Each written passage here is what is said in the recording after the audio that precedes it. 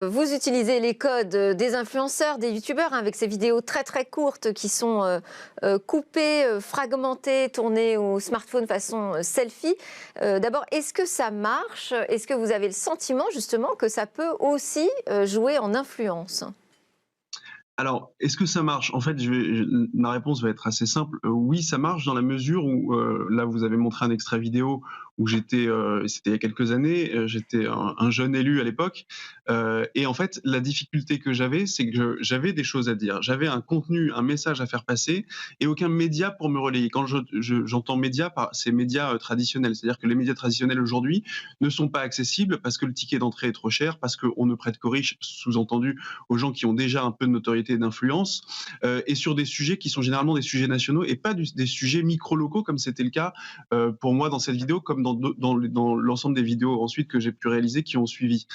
Donc les médias sociaux, les réseaux sociaux ont été pour moi la façon d'être finalement mon propre éditorialiste et mon propre média, mon propre producteur de contenu. De plus en plus, je donne la parole à des gens qui, au contraire, ne l'ont pas, soit parce qu'ils n'ont pas une audience très, très importante, soit parce qu'ils ont tout simplement pas les codes.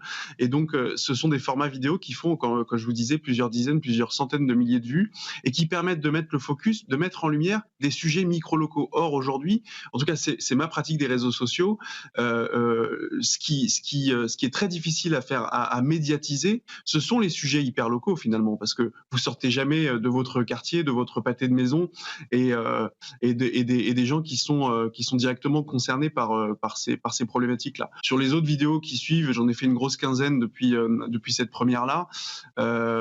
J'oscille entre 50 000 et 500 000 vues. Quand on compare avec une chaîne d'information en continu, on est dans la moyenne, c'est-à-dire que les grosses chaînes, les BFM, font entre 300, 400 000, 500 000 éventuellement téléspectateurs, et les chaînes un peu plus modestes sont à 50, 100 000.